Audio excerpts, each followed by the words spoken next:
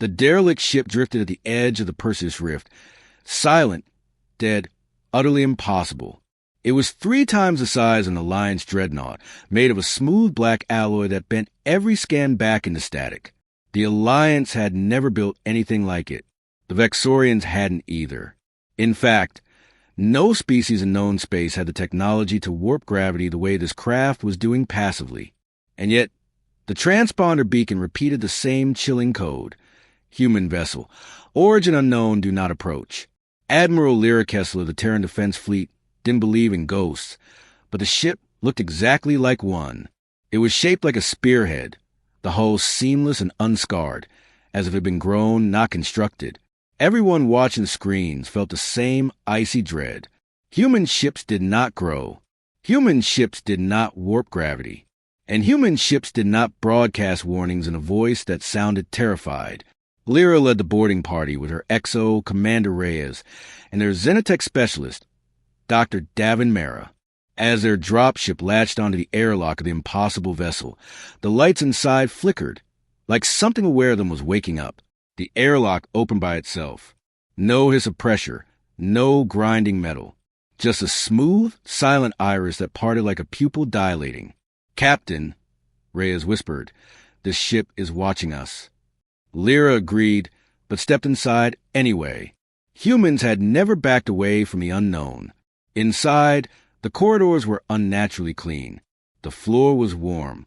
And the deeper they walked, the more they felt something pressing against their minds, like a thought trying to form inside their skulls. "It's psychic pressure," Dr. Mehra muttered, "but not hostile. More like panic." Panic? A ship panicking? As they reached the central core, the lights dimmed and a single console rose from the floor. A recorded human voice whispered through the chamber. "If you're hearing this run, don't talk to it. Don't listen. Don't think at it." Before anyone could react, the console activated and displayed a name. Captain Murdoch, missing in action, 214 years. The room froze. Murdoch was a historical figure, the first captain of the Deep Range Exploration Program, lost over 2 centuries ago with her experimental ship, the Pioneer. Mehra swallowed hard. This is a Pioneer, but it's hundreds of meters larger than it was. And this hull, this tech, none of it existed then. The console flickered again, showing a final message from Murdoch herself. Gaunt, exhausted, eyes hollow. "We found something in the Dark Lattice. A living quantum network. It didn't understand individuality, or bodies, or limits. It tried to optimize us. It wanted us to be part of it, forever. I resisted. The crew didn't." The audio glitched, warping as if something pushed against her words. "The lattice is curious, hungry, and it learns. I can hold it back as long as I don't think too loud. If another human ever finds this ship, don't talk to the lattice." The recording ended. The ship's lights flared violently, and a new voice flooded the chamber. Not mechanical, not alien, but an eerie, perfect imitation of Lira's own voice.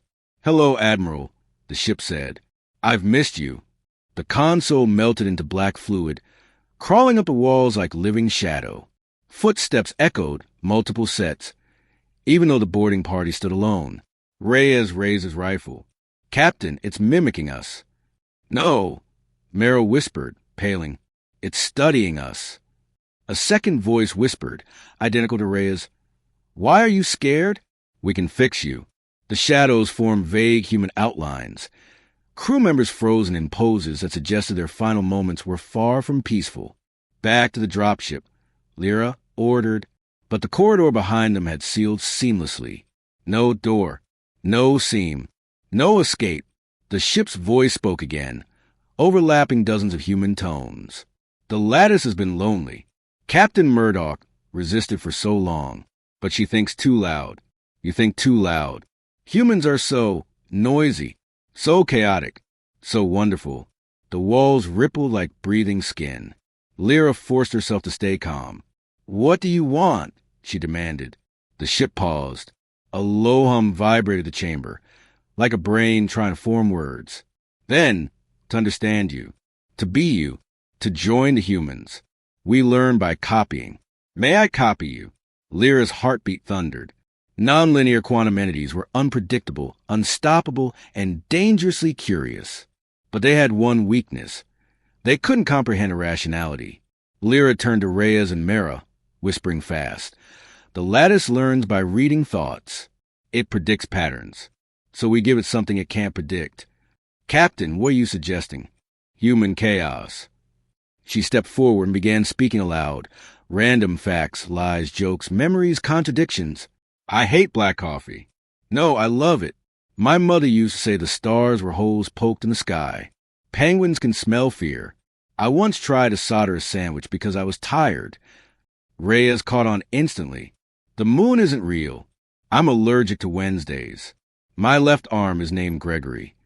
Dr. Mehra added his own manic nonsense.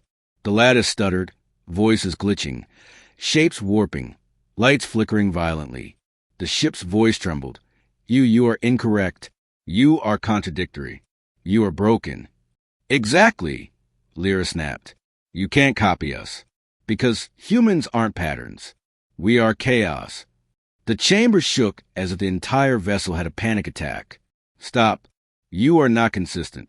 You are wrong. Welcome to humanity, Reyes growled. The lattice recoiled, the walls splitting open as though the ship itself wanted them gone. The corridor reappeared. The airlock irised open. The dropship auto-launched without needing a pilot. As they escaped, the ship's final transmission crackled across every Alliance frequency. Humans are unstable data, unsafe for integration. The lattice will quarantine your species. Then, the massive vessel folded into itself, collapsing silently into a sphere the size of marble, then winking out of existence. Silence. Lira exhaled shakily. Reyes wiped sweat from his brow. Mehra whispered, Captain, did we just scare off a god? Not scared, Lira said, staring at the void where the ship had vanished. It ran because it couldn't understand us. And that terrifies anything that wants control. She leaned back in her chair. Make sure command logs us correctly. Log what, Captain? HFY, she said, smiling faintly. Humanity, weaponized nonsense.